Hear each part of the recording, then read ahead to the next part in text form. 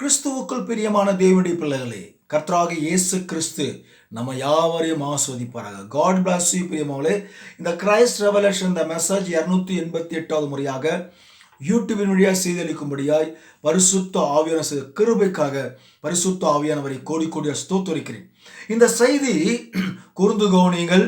இந்த செய்தியை குறித்து இயேசு கிறிஸ்து ஒரு வியாபாரியா என்பதை குறித்து வேதத்தின் வழியாக நாம் பார்க்க போகிறோம். அல்லேலூயா. இன்றைய கடைசி நாட்களிலே சபைகளிலே சத்தியம் என்று பல வீடியோக்களில் பேசி கொண்டு வருகிறேன். இன்றைய ஊழியக்காரர்கள் 90% ஊழியக்காரர்கள், 90 கூட சொல்ல முடியாது, 95% ஊழியக்காரர்கள் இயேசு கிறிஸ்துவுடைய நாமத்தை வைத்து வியாபாரம் செய்து கொண்டு வருகிறார்கள்.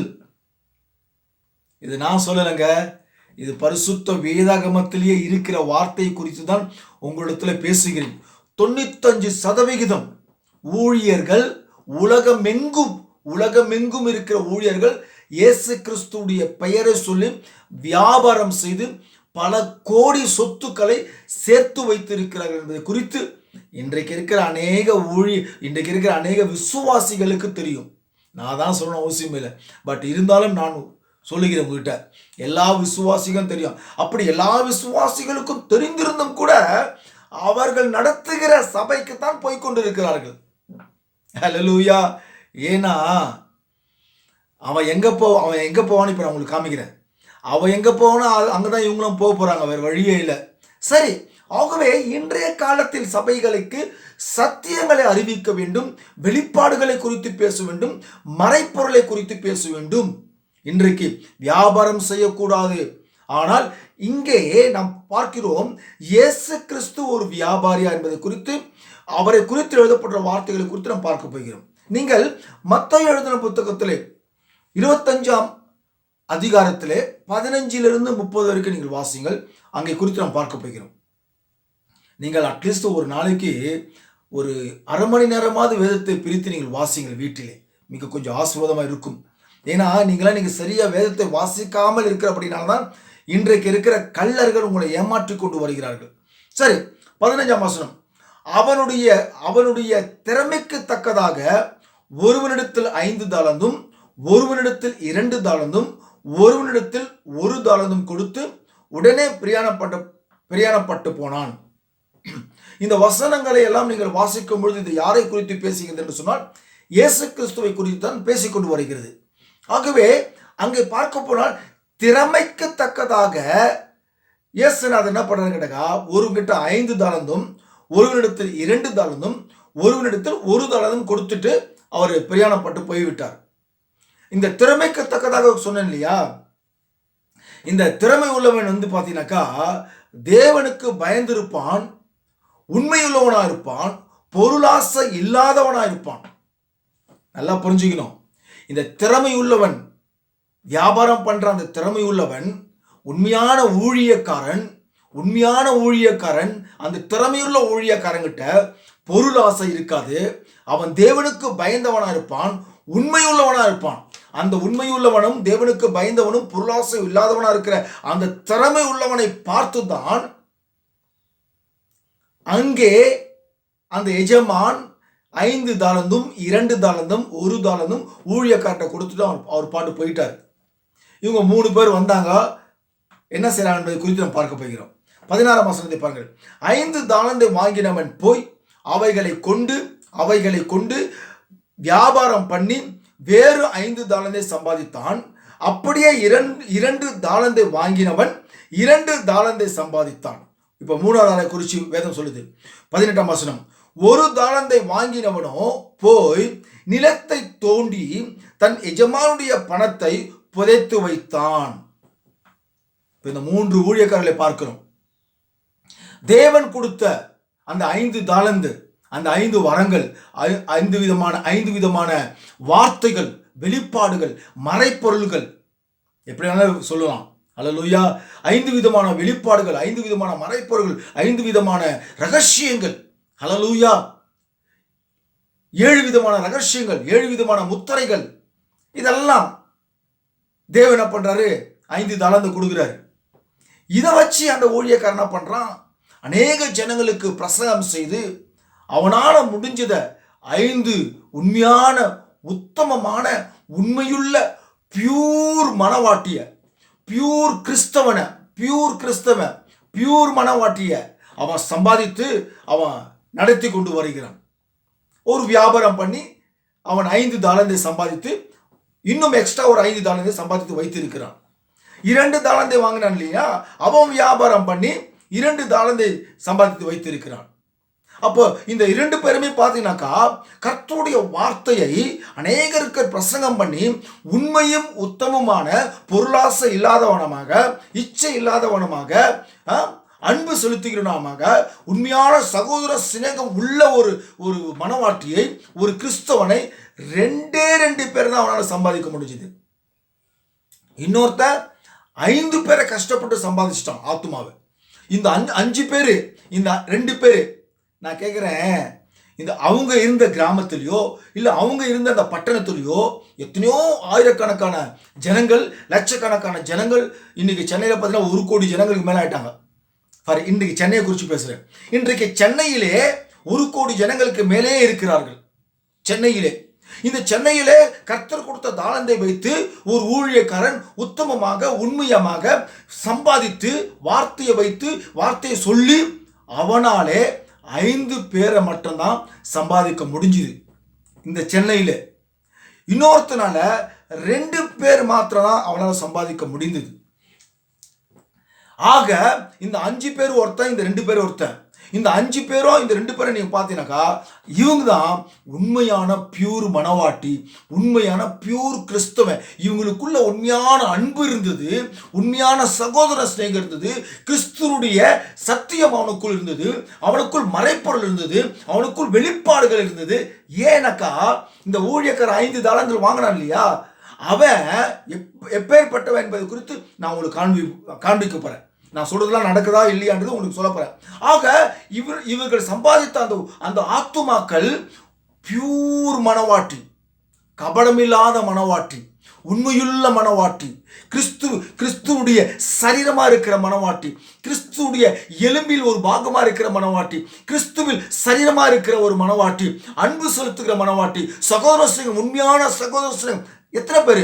1 கோடி மக்கள் மத்தியில் 2 பேர் தான் ஒருத்தர் சம்பாதிச்சான், ஒருத்தர் 5 பேர் தான் சம்பாதிச்சான். இதுதாங்க பியூர் மனவாட்டி, இதுதாங்க உண்மையான மனவாட்டி. இன்னைக்கு சபையிலே கிறிஸ்தவர்கள் மத்தியிலே அநேகர் இன்றைக்கு என்ன பண்றாங்கன்னாக்கா, எக்ஸாம்பிள் சொல்றேன், 1000 பேர், 2000 பேர், 500 பேர், இல்லை எத்தனையோ மக்கள் வைத்திருக்கிறாங்க இல்லையா. இதெல்லாம் எப்படி சம்பாதிக்கிறாங்கன்னு நினைக்கிறீங்க? இதெல்லாமே பதறு. அல்லேலூயா. 10 பைசா பிரயோஜனம் இல்லாத விசுவாசிகள். நான் சொல்லலைங்க, பிரியமான தேவனுடைய விலையேறப்பட்ட சகோதரிகளே, விலையேறப்பட்ட சகோதரர்களே, நான் சொல்லலை. இதெல்லாமே பைபிள் இருக்குது. பைபிள் இருக்குதானே எழுத்து படிச்சிங்கன்னா உங்களுக்கு தெரியும். நான் சொல்கிறது அத்தனையும் பைபிள் இருக்குது. ஒவ்வொருத்துக்கும் எடுத்து காமிக்க முடியாது. நீங்களாம் படிங்க, தெரியலன்னா கேளுங்க, நான் உங்களுக்கு கொடுக்குறேன். அல்லேலூயா. ஆகவே இந்த 5 பேரையும் 2 பேரும் சம்பாதித்து வைத்திருக்கிற இந்த காலத்தில் திடீரென்று அவர் வருகிறார், எஜமான் வருகிறார். வந்த பொழுது என்ன நடக்குது பாருங்க. வெகு காலம் சென்ற பின்பு அந்த ஊழியக்காரனுடைய எஜமான் திரும்பி வந்து அவர்களிடத்தில் கணக்கு கேட்டான். 21 வசனம். 5 தாலந்தை சம்பாதித்தவன் 5 தாலந்தை அவங்கிட்ட கொடுத்தாரு. 2 தாலந்தை சம்பாதித்தவன் 2 தாலந்தை அவரிடத்துல கொடுத்தாரு. அப்ப அந்த எஜமான் சொல்றாரு அவங்களை பார்த்து, உத்தமமும் உண்மையும் உள்ள ஊழியக்காரனே. அல்லேலூயா. இந்த 2 பேரை பார்த்து அந்த எஜமான் சொல்றாரு, இயேசுநாதர் சொல்றாரு, உத்தமமும் உண்மையும் உள்ள ஊழியக்காரனே. மறுபடியும் சொல்ல ஆசைப்படுகிறேன். உத்தமமும் உண்மையும் உள்ள ஊழியக்காரனே, கொஞ்சத்தில் உண்மையாயிருந்தாய், அநேகத்தில் அதிகாரியாக வைப்பேன். உன் எஜமானுடைய சந்தோஷத்திற்குள் பிரவேசி, உன்னுடைய எஜமானுடைய சந்தோஷத்திற்குள் பிரவேசி. கடைசியில் கொடுக்கிற ஒரு ஆசீர்வாதம். ஆண்டவர் சொல்றாரு, உத்தமமும் உண்மையும் உள்ள ஊழியக்காரனே.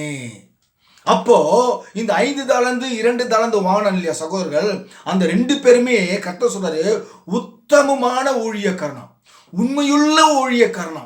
அப்ப என்ன அர்த்தம் கேட்டாக்கா, வேதத்திலே பாருங்க, இந்த உத்தமமான ஊழியக்காரன் யாருன்னு கேட்டாக்கா அவன் உண்மையான நீதிமான். அல்லேலூயா. கர்த்தருடைய வார்த்தையை உத்தமமா வைத்து அநேக ஜனங்களுக்கு சொல்லியிருக்கிறான். நீங்கள் நீதிமொழி 20:7 நீங்கள் வாசியுங்கள். நீதிமொழி 20:7. நீதிமான் தன் உத்தமத்திலே நடக்கிறான். நீதிமான் தன் உத்தமத்திலே நடக்கிறான். அப்போ இந்த 5 தாலந்து வாங்கினவனும் 2 தாலந்து வாங்கினவனும் அவர்கள் நீதிமான், உத்தமத்திலே நடந்தார்கள். கர்த்தருடைய நீங்கள் சங்கீதம் 33:4 நீங்கள் பார்த்தீங்கன்னா, கர்த்தருடைய வார்த்தை உத்தமமும். ஹல்லேலூயா. அப்ப கர்த்தருடைய வார்த்தை உத்தமமா இருக்கிறது.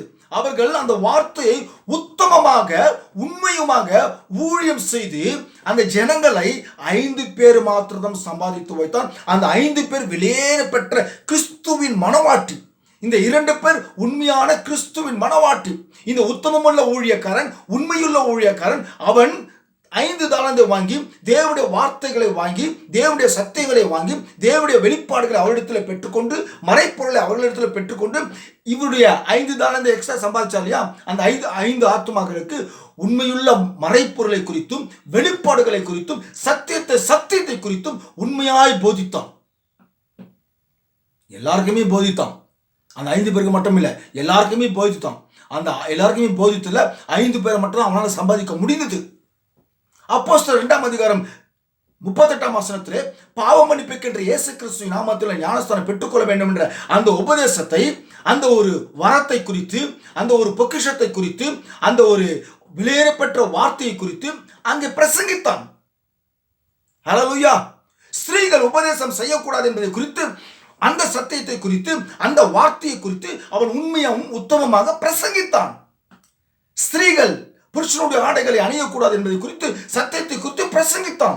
ஸ்திரீகள் மேக்கப் போடக்கூடாது, லிப்டிக் போடக்கூடாது, தன்னுடைய சரீரங்களை அழகுபடுத்தக்கூடாது. தன்னுடைய சரீரங்களை அழகுபடுத்தி அநேக கிறிஸ்தவர்களை அவர்களை கவர்ச்சியிலே அவர்களை உள்ளாக்கி, அவர்களை இச்சைக்குள் உள்ளாக்கி, அவர்களை விபச்சாரத்தில் தள்ளக்கூடாது என்ற சத்தியங்களை குறித்து அந்த உண்மையும் உத்தமமான ஊழியக்காரன் பிரசங்கித்தான்.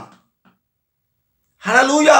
இயேசுவே தேவன் என்று, இயேசுவே பிதா என்று, அந்த இயேசுடைய பேர், அந்த பிதாவுடைய பேர் இயேசு என்று சத்தியத்தை குறித்து பிரசங்கித்தான். மனவாட்டியா இருக்க வேண்டும். இந்த உலகத்தில் கொஞ்சம் வருஷம் தான் நம்ம உலகத்தில் வாழ போறோம். நீங்கள் உண்மையாய் ஜீவிக்க வேண்டும், கிறிஸ்துவுக்கென்று ஜீவிக்க வேண்டும், பிறரிடத்தில் அன்போடு நடந்து கொள்ள வேண்டும், சகோதர சிநேகத்தோடு இருக்க வேண்டும், கபடமில்லாத ஒரு ஆத்துமாவா நீங்கள் இருக்க வேண்டும், நல்ல ஒரு மனிதனாக இருக்க வேண்டும் என்பதை குறித்து அநேக வார்த்தைகளை குறித்து, கிறிஸ்துவின் சத்தியத்தை குறித்து அந்த உண்மையுள்ள ஊழியக்காரன், உத்தமமான ஊழியக்காரன் பிரசங்கித்து அங்கு 5 மனவாட்டிகளை தான் அவனால் சம்பாதிக்க முடிந்தது. இன்னொருத்தன் 2 மனவாட்டியை தான் உண்மையான கிறிஸ்துவ மனவாட்டிகளை சம்பாதிக்க முடிந்தது. அவர்களை பார்த்துதான் கர்த்தர் சொல்றாரு, உண்மையும் உத்தமமான ஊழியக்காரனை. அவங்கள யாரும் கேட்டாக்கா நீதிமான். ஹல்லேலூயா. நான் வாசித்தேன் இல்லையா, நீதிமொழி 20:7. நீதிமான் தன் உத்தமத்திலே நடக்கிறான். அவன் யாரு? 2 பேருமே யாரு? உண்மையான நீதிமான். ஹல்லேலூயா. அவன் உத்தமத்திலே நடந்தபடினால்தான், அவன் நீதிமான் இருக்கிறபடினால்தான் இயேசு அங்க சொல்றாரு, உத்தமமும் உண்மையும் உள்ள ஊழியக்காரனே.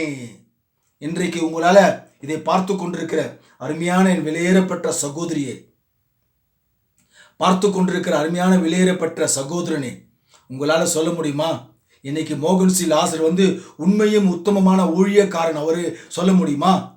பால் தினகரன் குறித்து உங்களால் சொல்ல முடியுமா அவர் உண்மையான ஊழியக்காரன், உத்தமமான ஊழியக்காரன் என்று உங்களால் சொல்ல முடியுமா? ஏஜி சபை நடித்துக் கொண்டு வருகிறாரே மோகன் பாஸ்டர், அருமையான மோகன் பாஸ்டர் சகோதரர், அவரை குறித்து நீங்கள் உண்மையான ஊழியக்காரன், உத்தமமான ஊழியக்காரன் உங்களை சொல்ல முடியுமா? பல கோடி சொத்து அவருடைய ஸ்தாபனத்தில் இருக்கிறது. பல கோடி பணங்களை சம்பாதித்து அநேக நிலங்களை வாங்கி போட்டு இன்னைக்கு எத்தனையோ வியாபாரம் செய்து கொண்டு வருகிறது. ஆஸ்பத்திரி கட்டுறதும், சினிமா தேட்டர் கட்டுறதும், அதுதான் ஒன்று கட்டல, அது கட்டிடுவாங்க கடைசி நாட்களில், கண்டிப்பாக கட்டிடுவாங்க, கவலைப்படாதீங்க. சினிமா தேட்டர் கட்டுறதும் கட்டி முடிச்சுடுவாங்க இன்னும் கொஞ்சம் இல்லை. ஆஸ்பத்திரி கட்டுறது, காலேஜ் கட்டுறது, ஸ்கூல் கட்டுறது, அனாதாசிரமம் கட்டுறது, இப்படி அநேக செஞ்சுக்கினே போயிடுவாங்க. இன்னைக்கு இவங்கெல்லாம் உண்மையான உத்தமமான ஊழியக்காரர்கள். அப்போ இவங்க இன்னைக்கு பிரதர் அப்படி பார்க்கப்படாதா, இன்னைக்கு ஏஜி சபையில் ஆயிரக்கணக்கான மக்கள் 4 சர்வீஸ் நடக்குது. அப்போலாம் இவங்களாம் யாருன்னு கேட்டாக்கா, இவங்க எல்லாருமே பதறான விசுவாசிகள், கோதுமை மணி விசுவாசிகள் இல்லை, பதறு. நான் இப்போ உங்களுக்கு காமிக்கிறேன். சரி, ஓகே. இப்போ உத்தமமும் உண்மையும் உள்ள ஊழியக்காரன் என்று ஆண்டவர் சொல்றாரு. இப்போ பாருங்க 24 பாருங்க. ஒரு தானந்தை வாங்கினவன் ஆண்டவனே நீர் விதைக்காத இடத்தில் அறுக்கிறவரும் தெளிக்காத இடத்தில் சேர்க்கிறவருமான கடினமுள்ள மனுஷன் என்று அறிவேன். ஹல்லேலூயா. அறிஞ்சிருக்கிறானா அவரை குறிச்சு? என்ன அறிஞ்சிருக்கிறான்? நீர் விதைக்காத இடத்தில் அறிக்கிறவரும் அறிஞ்சிருக்கிறான். தெளிக்காத இடத்தில் சேர்க்கிறவருமா கடினமுள்ள மனுஷன் என்று அறிந்திருக்கிறேன். ஆகையால் நான் பயந்து போய் உமது தாளந்தை நிலத்தில் புதைத்து வைத்தேன். இதோ உம்முடையதை வாங்கிக் கொள்ளும் என்றான். பாருங்க, இந்த ஊழியக்காரன் தெரிஞ்சு போச்சு. அவன் கொடுத்த அந்த தாளந்த இந்த நிலத்துல புதைத்து மறைச்சு வச்சுட்டான். என்னத்த? தேவனுடைய வெளிப்பாடுகளை, தேவனுடைய ரகசியங்களை, தேவனுடைய மறைப்பொருளை, தேவனுடைய உண்மையான சத்தியத்தை அவர் கொடுத்த தாளந்த அவனுக்கு தெரிஞ்சிருக்குது. கர்த்தர் கொடுத்த தாளந்த தெரிஞ்சு போச்சு. என்ன தெரிஞ்சு போச்சு? அப்போஸ்தலர் 2:38 தாண்டா பாவம் மன்னிப்புக்கின்ற இயேசு கிறிஸ்து நாமத்தினால என்று தெரிஞ்சு போச்சு. ஸ்திரீகள் உபதேசம் செய்யக்கூடாது என்பதை குறித்து தெரிஞ்சு போச்சு. சாத்தான் ஏவாளை கற்பழித்தான், மறிப்பொருளா இருக்குதுன்னு ஒரு தெரிஞ்சு போச்சு. ஹல்லேலூயா. சாத்தான் ஏவாளை கற்பழித்தான் அப்படின்றது உண்மையான ஊழியக்காரர்கள் பட்டதாரிகளுக்கு தெரிஞ்சு போச்சு. அதெல்லாம் அந்த உபதேசத்தை, அந்த தாளந்த, ஹல்லேலூயா, ஸ்திரீகள் புருஷனுடைய ஆடைகளை அணியக்கூடாது என்ற தாளந்த, ஹல்லேலூயா, இன்னும் அநேக ரகசியங்கள் தாளந்த, இன்றைக்கு கடைசி காலத்தில் ஒரு ஊழியக்காரன் தோன்றியிருக்கிறான், ஒரு தீர்க்கதரிசி தோன்றியிருக்கிறார் என்பதை குறித்து அவர்களுக்கு தெரிஞ்சு போச்சு. அந்த தாளந்து தெரிஞ்சு போச்சு. அந்த தாளந்து என்ன பண்ணிட்டான்னு கேட்டீங்கன்னாக்கா, இந்த கள்ள ஊழியக்காரன், பொல்லாத ஊழியக்காரன் இந்த நிலத்தை தோண்டி அந்த ரகசியங்களையும் அந்த வார்த்தைகளையும் உள்ள போட்டு புதைச்சி மூடிட்டார்.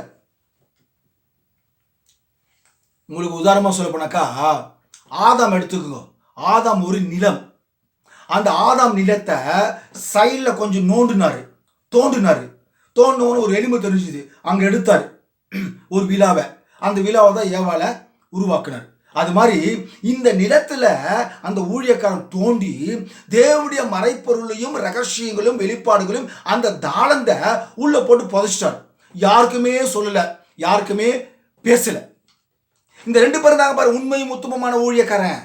அவன் தான் அநேக ஜனங்களுக்கு சொல்லி அவனால முடியும் 1 கோடி மக்கள் மத்தியில் முடிஞ்ச 5 ஆத்துமாக்களை மனவாட்டிய பியூர் கிறிஸ்தவனை சம்பாதிச்சான். இன்னொருத்தன் 2 உண்மையான மனவாட்டி, 2 உண்மையான மனவாட்டி. அல்லேலூயா. அருமையான பார்த்து கொண்டிருக்கிற வெளியேறப்பெற்ற மனவாட்டி பிள்ளைகளும் உண்மையான கிறிஸ்தவர்களும் ஸ்தாபன கிறிஸ்தவரும் பார்த்து கொண்டிருக்கிற அருமையான சகோதரர்களே, 2 மனவாட்டி, 5 மனவாட்டி. இன்னைக்கு மனவாட்டி சபையில கூட 1000 பேர் 500 பேர் இருக்கிறாங்க. அது உள்ள செலக்ஷன் பண்ணாக்கா அதுல 5 பேர் தான் இருப்பான். மிஞ்சி போனா 2 பேர் தான் இருப்பான். நன்றாக புரிந்து கொள்ளுங்கள். அல்லேலூயா. ஏன்னா இன்றைக்கு மனவாட்டி சொல்றாங்க. அத்தனை பேரும் மனவாட்டி இல்ல, மனவாட்டி ஆக முடியாது. அல்லேலூயா. ஏன்னா உண்மையும் உத்தமமாக ஜீவிக்கல. அதை முதல்ல புரிஞ்சுக்குங்க. அதுக்கு ஆண்டவர் சொல்றார் 26ஆம் வசனத்தை அவனை பார்த்து, அவனுடைய எஜமான் பிரயுத்தரமாக பொல்லாதவனும் சோம்பலுமான ஊழியக்காரனே. யாரு பொல்லாதவன் யாருன்னு? சாத்தாவன், அவன் பிசாசாவன். பொல்லாங்கினால் உண்டான காயினை போல இருக்க வேண்டாம் என்று வார்த்தை சொல்லுது இல்லையா? அப்ப பொல்லாங்கனை யாரு? சாத்தாவன். காயினை போல இருக்கிற ஊழியக்காரன். இன்னைக்கு காயினை போலதான் இன்னைக்கு அநேக ஊழியக்காரர்கள். காயின் என்ன செய்தான்? கொலை செய்தான் தன் சகோதரனை காயின். இன்றைக்கு அநேக ஊழியக்காரர்கள் அநேக ஆத்துமாக்களை கொலை செய்து கொண்டு வருகிறார்கள். அல்லேலூயா. டைம் ஆகுதுப்பா. ஸ்தோத்திரம். சரி, அவர்களே பொல்லாத ஊழியக்காரனே, நான் விதைக்காத இடத்தில் அரிக்கிறவரும் தெளிக்காத இடத்தில் சேர்க்கிறோம் என்று அறிந்திருக்கிறாயே. அப்படியானால் நீ என் பணத்தை காசுக்காரர் வசத்தில் போட்டு வைக்க வேண்டியதானே. அப்பொழுது நான் என்னுடையதை வட்டியோடு வாங்கிக் கொள்வேனே என்று சொல்லி அவனிடத்தில் இருந்த தாளந்தை 10 தாளந்தை வைத்திருவனுக்கு கொடுத்தாரு. உள்ளவங்கிட்ட எது இருக்குதோ அதை பிடுங்கி அது இல்லாதவங்கிட்ட கொடுக்கிறாரு. பரிபூர்ணம் அடைவான். உள்ளவன் எவனோ அவனுக்கு கொடுக்கப்படும், பரிபூர்ணம் அடைவான். இல்லாதவனிடத்தில் உள்ளதும் எடுத்துக் கொள்ளப்படும். 30ஆம் வசனம் பாருங்க. புரோஜனமற்ற ஊழியக்காரனே. அவன் என்ன சொல்றது? புரோஜனமற்ற ஊழியக்காரனே, இவனை புறம்பான இருளிலே தள்ளி போடுங்கள், அங்கே அழுகையும் பற்கடிப்பும் உண்டாயிருக்கும் என்றார். ஹல்லேலூயா. அருமையான தேவனுடைய விலையேறப்பட்ட பிள்ளைகளே, கர்த்தரு நமக்கு இரண்டாம் மரணத்தை கொடுப்பாரு, நமக்கு நரகம் கொடுப்பாரு, அழுகையும் கற்படிக்கும் இருக்கிற அந்த இடத்துல நம்மளை தள்ளி போடுவார்னு தெரிஞ்சிருந்தும் கூட, நம்ம செத்தா நம்ம ஆத்துமா பரலோகம் போகாது என்று தெரிந்திருந்தும் கூட, இவன் தேவனுடைய மறைப்பொருளையும் தேவனுடைய சத்தியத்தையும் இந்த மனுஷன் மற்றவர்களிடத்துல பேசாமல் அந்த ஒரு தாளந்தை அவங்ககிட்டயே புதைச்சிட்டான், அந்த நிலத்திலே புதைச்சிட்டான். இன்றைய காலத்திலே இன்றைக்கு இருக்கிற ஊழியக்காரர்கள் இப்படிதான். இந்த ஒரு தாளந்தை வாங்கினவன் எப்படி இருக்கிறானோ அவனை குறித்து கர்த்தர் சொல்றாரு, பொல்லாத ஊழியக்காரனே, என்னை குறித்து அறிந்திருந்தும் என்னை குறித்து தெரிந்திருந்தும் நான் உன்னை இரண்டாம் மரணத்துக்கு அக்கினியும் கந்தகமும் எரிகிற கடையில உன்னை அனுப்புவேன் என்று தெரிந்திருந்தும் நீ என்னான்னு கேட்டாக்கா பலிப்படுத்தல ஊழிய சேரிய சகோதரியே, இது நியாயமா கேட்டாக்கா இல்ல. பல உதாரணங்களை சொல்ற, உனக்கு தேவையான பல காரியத்தை குறித்து நீ பேசுற, இது நியாயமா? அவர் நரகத்துக்கு உன்னை அனுப்புவாரு தெரிஞ்சிருந்தும் நீ உண்மையான சத்தியத்தை குறித்து மக்கள் இடத்துல பேசாமல் இன்னைக்கு வெத்து ஒண்ணுமே இல்லாம பிரயோஜனம் இல்லாம பதரை சம்பாதித்து வைத்திருக்கிற ஊழியக்காரர்கள் தான் இன்றைக்கு அநேகர் இருக்கிறார்கள். நரகத்துக்கு அனுப்புவார் தெரிஞ்சிருந்தோம். அல்லேலூயா. அவன் அதுதான் சொல்றான், ஒரு தாளந்தை வைத்திருக்கிறவன். ஆகவே அவனை பார்த்து கர்த்தர் சொல்றாரு, பொல்லாத ஊழியக்காரனே. இன்றைக்கு அநேகர் பொல்லாத ஊழியக்காரர்கள் தான் இருக்கிறார்கள். இயேசு பார்த்தார், அவனை பார்த்து சொன்னாரு, ஏண்டா நீ அட்லீஸ்ட் ஒரு பேங்க்ல போட்டா வச்சிருந்தா கூட வட்டி கிடைச்சிருக்குமே, அந்த ஒரு தாளந்தை வேற ஒருத்தனுக்கு கொடுத்து கூட நீ வியாபாரம் பண்ணி தான் அவங்களுக்கு இன்ட்ரெஸ்ட் கொடுத்துருப்பானே, நான் அந்த வட்டியாவது வாங்கியிருப்பேனே. அல்லேலூயா. இயேசு கிறிஸ்து இருக்கிறாரு, இவ்வளோ பெரிய உலகத்தை ஆதாம் ஏவாளை கொடுத்தாரு. இந்த ஆதாம் ஏவாளை சாத்தான் ஏமாத்தி அவங்ககிட்ட இருந்து கைப்பற்றிட்டான். இதை பெற்றுக்கொள்ளும்படியாக இயேசுநாதர் சும்மா வர்றாங்க இந்த உலகத்துல, சும்மா வரல. அவருடைய விலையேறப்பெற்ற ரத்தத்தை கிரியம் செலுத்தி, அல்லேலூயா, ரத்தம் சிந்தி தன் ஜீவனை கொடுத்து தான், அந்த கிரியம் செலுத்தி தான் இந்த உலகத்தையே மீட்டுக்கினார். ஒரு பொருளை நம்ம வாங்கணும்னாக்கா ஏதாவது ஒரு பணம் கொடுத்தா தான் அந்த ஒரு பொருள் வாங்க முடியும். அது போல இயேசுநாதர் பார்த்தீங்கன்னாக்கா அவர் ரத்தத்தை சிந்தி தான் இந்த உலகத்தை வாங்கினார். அல்லேலூயா. ஆகவே அருமையான தேவனுடைய விலையேறப்பெற்ற பிள்ளைகளே, இயேசு கிறிஸ்து இன்றைக்கு ஒரு ஆத்துமாவை சம்பாதிக்க வேண்டும், அவர்கிட்ட இருக்கிற ஒரு நித்திய ஜீவனை ஒருவனுக்கு கொடுக்க வேண்டும் என்று சொன்னால் அவர் இங்க பூமியில ஒரு வியாபாரம் பண்றாரு.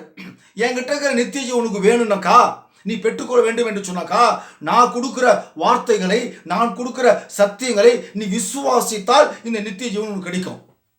நீ நித்திய ஜீவன் பெற்றுக்கொள்ள வேண்டும் என்று சொன்னால், நான் பேசுகிற உபதேசத்தை நீ விசுவாசிக்கவில்லை என்று சொன்னால் ஒரு அக்ரிமெண்ட். இயேசு கிறிஸ்துவுக்கும் உண்மையான விசுவாசிகளுக்கு ஒரு அக்ரிமெண்ட். என்ன அக்ரிமெண்ட்? நான் கூறுகிற வெளிப்பாடுகளை, நான் கூறுகிற மறைப்பொருளை, என்னுடைய சக்திகளை, என்னுடைய உபதேசத்தை, என்னுடைய வார்த்தைகளை நீ விசுவாசித்தால் நான் உனக்கு நித்திய ஜீவனை கொடுக்கிறேன். நீ விசுவாசிக்கலாம் உனக்கு நித்திய ஜீவன் கிடையாது. அல்லேலூயா. அது போல இன்றைக்கு இவர்கள் தாளந்தை வைத்து 5 தாளந்தை வியாபாரம் பண்ணி சம்பாதித்து கர்த்தரிடத்துல 5 தாளந்தை எக்ஸ்ட்ரா கொடுத்தாங்க. ஒருத்தர் 2 தாளந்தை எக்ஸ்ட்ரா கொடுத்தாங்க.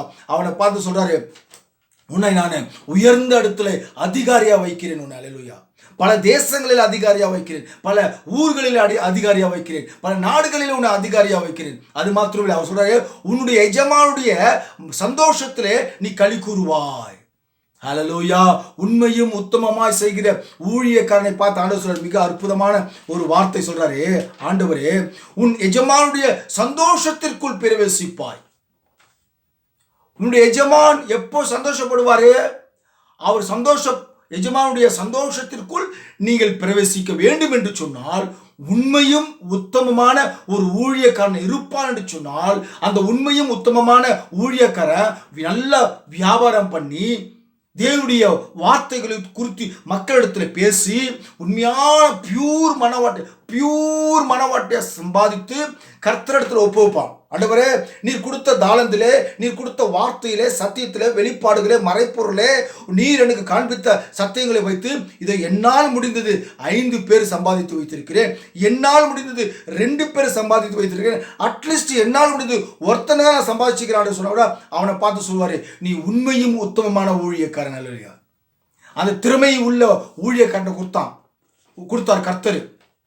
அந்த திறமையுள்ள ஊழியக்காரன் யாருன்னு கேட்டாக்கா அவன் பொருளாசை இல்லாதவனும், ஹல்லேலூயா, அவன் பொருளாசை இல்லாதவனும் தேவனுக்கு பயந்தவனும் உண்மையுள்ள ஒரு ஊழியக்காரன், அவன் திறமையுள்ளவன். ஆகவே அருமையான தேவனுடைய பிள்ளைகளே, இயேசு கிறிஸ்து இந்த உலகத்திலே மிகப்பெரிய ஒரு வியாபாரி யாருன்னு சொன்னால், அவரை காட்டிலும் இந்த உலகத்தில் மிகப்பெரிய வியாபாரி யாருமே இல்லை. அவர் மிகப்பெரிய ஒரு வியாபாரி. அந்த வியாபார அந்த முதலாளி உங்ககிட்ட வந்து ஒரு தானத்தை கொடுத்தாரு சொன்னாக்கா, இன்னைக்கு நீங்களாம் ஊழியக்காரங்களா, உண்மையான ஊழியக்காரர்களா, உத்தமமான ஊழியக்காரர்களா, திறமையுள்ள ஊழியக்காரர்களா இந்த உலகத்தில் வேலை செய்து அதை வியாபாரம் பண்ணி அதை வைத்து நீங்கள் அநேக மனவாட்டிகளை உருவாக்க வேண்டும். ஹல்லேலூயா, அநேக மனவாட்டிகளை நீங்கள் உருவாக்க வேண்டும். ஆனால் வேதத்தில் ஒரே ஒரு அந்த தாளந்தை பெற்றுக்கொண்ட அந்த சகோதரன் பொல்லாத ஊழியக்காரனா இருக்கிறான். இன்றைக்கு கணக்கெடுத்து பார்த்தாக்கா 99% பொல்லாத ஊழியக்காரர்கள் தான் இருக்கிறாங்க. ஒரே ஒரு ஆத்துமா தான் உண்மையும் உத்தமமான ஊழியக்காரனாய் இன்னைக்கு அப்படி கண்டுபிடிச்சா தேடுனாக்கா ஒருத்தன் தான் கிடைப்பான். எனக்கு தெரிஞ்சு, எனக்கு எக்ஸ்பீரியன்ஸில் சொல்கிறேன், அவ்வளோதான். மற்ற எல்லாருமே இன்றைக்கு பொல்லாத ஊழியக்காரங்க தான் இன்னைக்கு ஜாஸ்தி ஸ்தாபனத்தில் காணப்படுகிறார்கள். ஹல்லேலூயா. ஆகவே அருமையான சகோதரர்களே, இன்றைக்கு இயேசு கிறிஸ்து மிகப்பெரிய ஒரு வியாபாரியா இருக்கிறார். ஹல்லேலூயா. அதை முதல்ல புரிஞ்சுக்கணும். அவர் உனக்கு மிகப்பெரிய ஒரு தாளந்தை கொடுத்திருக்கிறார். உனக்கு மிகப்பெரிய ஒரு மறைப்பொருளை, சத்தியங்களை கொடுத்திருக்கிறார். அவருடைய வார்த்தை என்னும் தாளந்தை உனக்கு கொடுத்திருக்கிறார். அதை வைத்து நீ அநேக ஜனங்களுக்கு பிரசங்கம் செய்து ஆத்துமாக்களை, மனவாட்டிகளை சம்பாதித்து அவர்கிட்ட காமிக்கிறேன். ஆண்டவரே, நான் முதல்ல இந்த உலகத்திலே நான் உம்முடைய ஊழியத்தை செய்யும்போது 5 பேரை வைத்து தான் நான் ஊழியம் செய்தேன். இன்றைக்கு 5000 மனவாட்டிகளை சம்பாதித்து வைத்திருக்கிறேன். ஹல்லேலூயா. 2 பேரை வச்சு தான் இன்னைக்கு ஊழியம் செஞ்சேன். இன்னைக்கு 2000 மனவாட்டிகளை சம்பாதித்திருக்கிறேன், 200 மனவாட்டிகளை சம்பாதித்திருக்கிறேன், இல்லை 20 மனவாட்டிகளை சம்பாதித்திருக்கிறேன் என்பது குறித்து அவரிடத்தில் நீ காண்பிக்க வேண்டும். ஹல்லேலூயா. ஒன்றுமே இல்லாமல் என் குடும்பம் மட்டும் நான் இன்னைக்கு உண்மையாக ஊழியம் செய்த ஆண்டவரே, ஆனால் இன்றைக்கு என்னால் முடிஞ்சது ஒரு 1000 ஆத்துமாக்கள் மனவாட்டிகளை சம்பாதித்து அவர் காண்பிச்சினா அவர் சொல்வார், உண்மையும் உத்தமமான ஊழியக்காரனே, ஹல்லேலூயா, என்னுடைய சந்தோஷத்திலே வந்து நீ பிரவேசி என்று சொல்லுவார். ஹல்லேலூயா. ஆகவே அருமையான விலையேறப்பட்ட சகோதரர்களே, இன்றைக்கு திறமையுள்ள ஊழியக்காரன் எங்கே இருக்கிறான்? உண்மையுள்ள ஊழியக்காரன் எங்கே இருக்கிறான்? உத்தமமான ஊழியக்காரன் எங்கே இருக்கிறான்? அங்கே பார்த்து அந்த சபையிலே தேவனுடைய தாளந்து இருக்கிறதா, அதாவது தேவனுடைய சத்தியம் இருக்கிறதா, தேவனுடைய மறைப்பொருள் இருக்கிறதா, தேவனுடைய வெளிப்பாடுகள் இருக்கிறதா, தேவனுடைய ரகசியங்கள் வார்த்தை இருக்கிறதா? இன்றைக்கெல்லாம் பார்த்தினாக்கா பேய் பிசாசு துரத்துவோனா, தீர்க்கதரிசனம் பேசுவோனா, அற்புதம் இருக்குதா, அதெல்லாம் நாடி போவாதீங்க தயவு செஞ்சு. வார்த்தை எங்கே இருக்கிறது என்பதை குறித்து பாருங்கள். சத்தியம் எங்கே இருக்கிறது என்பதை குறித்து பாருங்கள். அங்கேதான் உண்மையான தாளந்து கர்த்தர் கொடுத்திருக்கிறார். உண்மையான ரெவலேஷன் எங்க இருக்கிறதோ அவனிடத்திலே தான் தேவன் தாளந்தை கொடுத்திருக்கிறார். ரெவலேஷன் வெளிப்பாடுகள் இல்லாத சபைகளிலே தேவன் அங்கே தாளந்து கொடுக்கவில்லை. அப்படியே தாளந்து அங்கே கொடுத்திருந்தாலும் அந்த பொல்லாத ஊழியக்காரன் இந்த நிலத்திலே தோண்டி அந்த வார்த்தைகளை உள்ளே போட்டு புதைத்து வைத்து உங்களிடத்தில் சொல்லாமல் இருக்கிறான். அல்லேலூயா.